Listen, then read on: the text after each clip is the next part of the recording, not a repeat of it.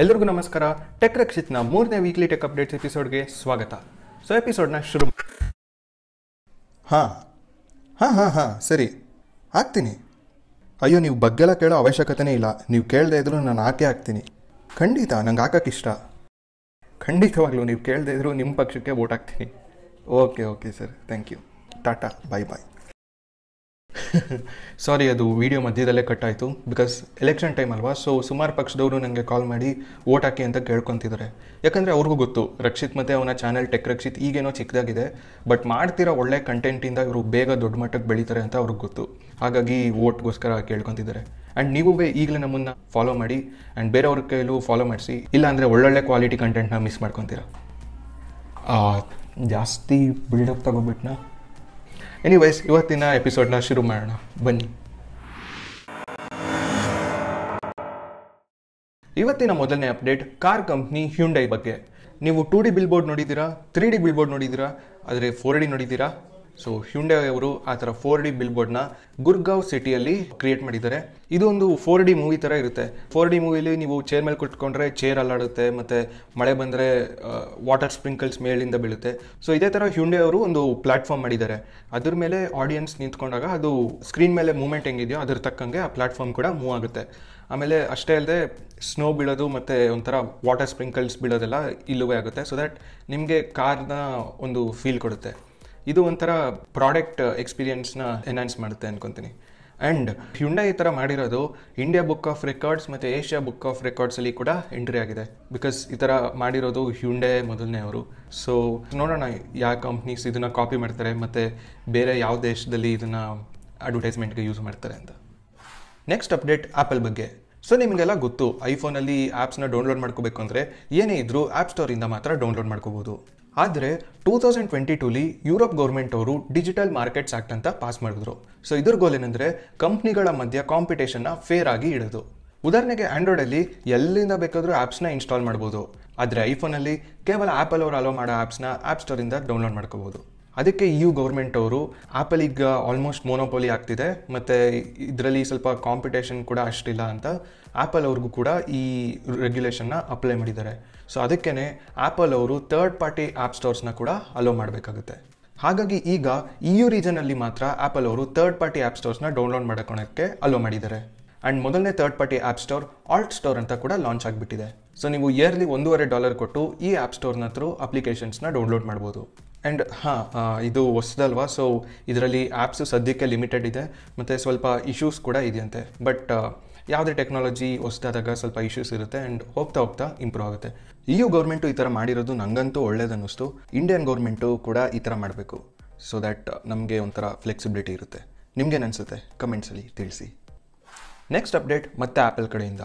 So Chinese government ಅವರು security ಕನ್ಸರ್ನ್ಸಿಂದ WhatsApp, Signal, Telegram and Threads ಆ್ಯಪ್ನ ಚೈನಾಲಿ ಆ್ಯಪ್ ಸ್ಟೋರಿಂದ ರಿಮೂವ್ ಮಾಡೋಕ್ಕೆ ಆ್ಯಪಲ್ ಅವ್ರಿಗೆ ಹೇಳಿದ್ದಾರೆ.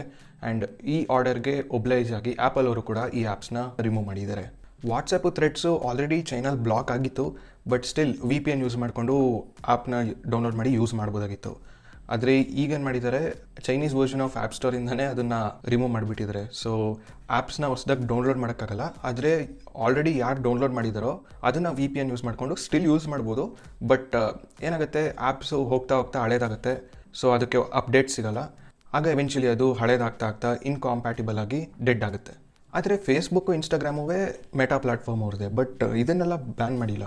ಕೇವಲ ಅವೆರಡು ಮಾತ್ರ, ವಾಟ್ಸಪ್, ಥ್ರೆಡ್ಸ್ ಮಾತ್ರ ಬ್ಯಾನ್ ಮಾಡೋರೆ. ನೋಡೋಣ ಇದನ್ನು ಯಾವಾಗ ಬ್ಯಾನ್ ಮಾಡ್ತಾರೆ.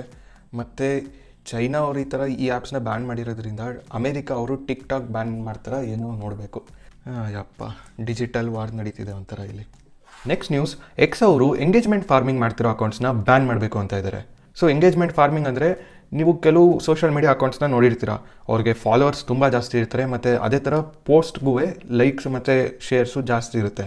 ಆದರೆ ಅವ್ರು ಪೋಸ್ಟ್ ಮಾಡೋ ಕಂಟೆಂಟ್ ನೋಡಿದ್ರೆ ಮೀನಿಂಗ್ಲೆಸ್ ಆ್ಯಂಡ್ ಸ್ಟುಪಿಡ್ ಆಗಿರುತ್ತೆ. ಅದರಲ್ಲಿ ಏನೂ ಅರ್ಥನೇ ಇರಲ್ಲ.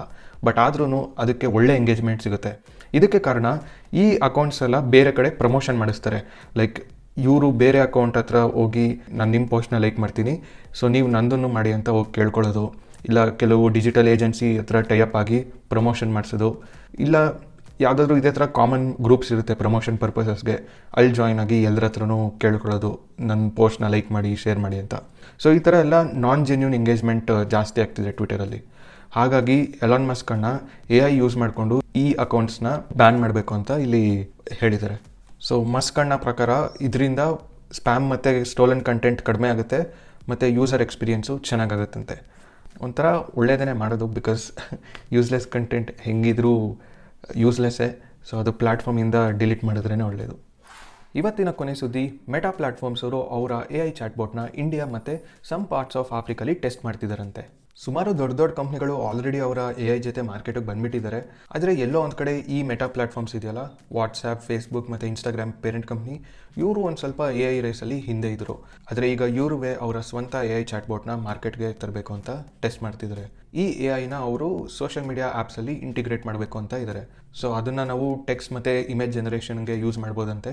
ಅಷ್ಟೇ ಅಲ್ಲದೆ ಇದೊಂಥರ ನಮಗೆ ಪರ್ಸ್ನಲ್ ಅಸಿಸ್ಟೆಂಟ್ ಆಗಿ ಕೂಡ ಇರುತ್ತಂತೆ. ಪರ್ಸ್ನಲ್ ಅಸಿಸ್ಟೆಂಟ್ ಅಂದರೆ ಮೋಸ್ಟ್ಲಿ ಇದು ಗೂಗಲ್ ಅಸಿಸ್ಟೆಂಟ್ ಮತ್ತು ಸಿರಿ ಇತ್ತಲ್ಲ ಆ ಥರ ಇರುತ್ತೆ, ಬಟ್ ವಿತೌಟ್ ವಾಯ್ಸ್. ಆ್ಯಂಡ್ ನಾನು AI ಯೂಸ್ ಮಾಡೋ ಆ್ಯಪ್ಸಲ್ಲಿ ಇನ್ನೊಂದೇನೋ ಅಬ್ಸರ್ವ್ ಮಾಡಿರೋದಂದರೆ, ಈಗ ನೀವು ಎಲ್ಲೋ ಏನೋ ಒಂದು ಡಾಕ್ಯುಮೆಂಟ್ ಸ್ಟೋರ್ ಮಾಡಿರ್ತೀರ, ಅದರಲ್ಲಿ ಏನೇನೋ ಟೈಪ್ ಮಾಡಿರ್ತೀರ, ಮರ್ತೋಗಿರ್ತೀರ ಎಲ್ಲಿದೆ ಏನು ಎತ್ತ ಅಂತ. ಸೊ ಜಸ್ಟ್ ನೀವು ಈ AI ಚಾಟ್ಬೋಟ್ನ ಕೇಳಿದ್ರೆ ಆ ಡಾಕ್ಯುಮೆಂಟ್ ಎಲ್ಲಿದೆ ಅಂತ ಅದೇ ಆಟೋಮೆಟಿಕ್ಕಾಗಿ ಹುಡುಕಿ ಅದರಲ್ಲಿ ಏನಿದೆ ಅಂತ ಕೂಡ ಹೇಳಿಬಿಡುತ್ತೆ. ಸೊ ಮೋಸ್ಟ್ಲಿ ವಾಟ್ಸಪ್ಪಲ್ಲಿ ಕೂಡ ಇದೇ ಥರ ಆಗಬಹುದು. ಬಿಕಾಸ್ ಈಗ ಯಾರಿಗಾದ್ರೂ ನೀವು ₹10 ಕಳಿಸಿರ್ತೀರ ಅಂದ್ಕೊಳ್ಳಿ, 10 ಡಿಜಿಟ್ಸಲ್ಲಿ. ಸೊ ಅದನ್ನು ನೀವು ಸರ್ಚ್ ಮಾಡಬೇಕು ವಾಟ್ಸಪ್ಪಲ್ಲಿ.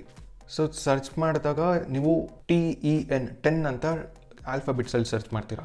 ಸೊ ಆಗ ವಾಟ್ಸಪ್ ನಿಮ್ಗೆ ಏನೂ ತೋರಿಸಲ್ಲ, ಬಿಕಾಸ್ ಅದಕ್ಕೆ ಟೆಕ್ಸ್ಟೇ ಬೇರೆ, ಡಿಜಿಟ್ಸೇ ಬೇರೆ. ಆದರೆ AI ಸ್ವಲ್ಪ ಇಂಟೆಲಿಜೆಂಟ್ ಆಗಿರೋದ್ರಿಂದ 10 ಅಂತ ಸರ್ಚ್ ಮಾಡಿದಾಗ ಅದು ಕ್ಯಾರೆಕ್ಟರ್ಸ್ ಅಷ್ಟೇ ಅಲ್ಲ, ಡಿಜಿಟ್ಸ್ನೂ ಸರ್ಚ್ ಮಾಡುತ್ತೆ. ಸರ್ಚ್ ಮಾಡಾದ್ಮೇಲೆ ಅದು ಯಾರಿಗೆ ಕಳಿಸಿದೆಯಾ ಇಲ್ಲ ಯಾರಿಂದ ಬಂದಿದೆ ಮತ್ತು ಅದು ಯಾವತ್ತು ಕಳಿಸಿರೋದು ಏನು ಎತ್ತ ಫುಲ್ಲು ಡೀಟೇಲ್ಸ್ ಕೊಡುತ್ತೆ. So somewhat similar kind of features ಕೂಡ ನಾವು ಈ ಪರ್ಸ್ನಲ್ ಅಸಿಸ್ಟೆಂಟಲ್ಲಿ ನೋಡ್ಬೋದು ಅಂತ ನನ್ನ ಅನಿಸಿಕೆ. ಸೊ ನೋಡೋಣ ಇದು ಯಾವಾಗ ಪಬ್ಲಿಕ್ಕಿಗೆ ರಿಲೀಸ್ ಮಾಡ್ತಾರೆ ಮತ್ತು ಏನೇನು ಒಳ್ಳೆ ಫೀಚರ್ಸ್ ಇರುತ್ತೆ ಅಂತ. ನಿಮಗೆ ಬೇರೆಯವ್ರು ಕಾಲ್ ಮಾಡಿದಾಗ ಏನಕ್ಕೆ ನಿಮ್ಮ ಫೋನು ಕೇವಲ 30 ಸೆಕೆಂಡ್ಸ್ ರಿಂಗ್ ಆಗುತ್ತೆ ಗೊತ್ತಿಲ್ಲ ಅಲ್ವಾ? ನನಗೂ ಗೊತ್ತಿರಲಿಲ್ಲ. ಅದಕ್ಕೆ ನಾನು ಅದ್ರ ಬಗ್ಗೆ ರಿಸರ್ಚ್ ಮಾಡಿ ಒಂದು ಒಳ್ಳೆ ಡೀಟೇಲ್ಡ್ ವಿಡಿಯೋ ಮಾಡಿದ್ದೀನಿ. ಐ ಬಟನ್ ಕ್ಲಿಕ್ ಮಾಡಿ ನೋಡಿ. ಈ ವಿಡಿಯೋ ನೋಡಿದ್ದಕ್ಕಾಗಿ ಧನ್ಯವಾದಗಳು.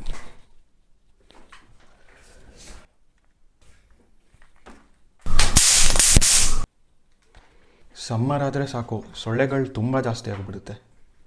ಈ ವಿಡಿಯೋ ನೋಡಿದ್ದಕ್ಕಾಗಿ ಧನ್ಯವಾದಗಳು. ನಾವು ಮತ್ತೆ ಮುಂದಿನ ವಿಡಿಯೋಲಿ ಸಿಗೋಣ. ಅಲ್ಲಿ ತನಕ ಜೈ ಹಿಂದ್, ವಂದೇ ಮಾತರಂ.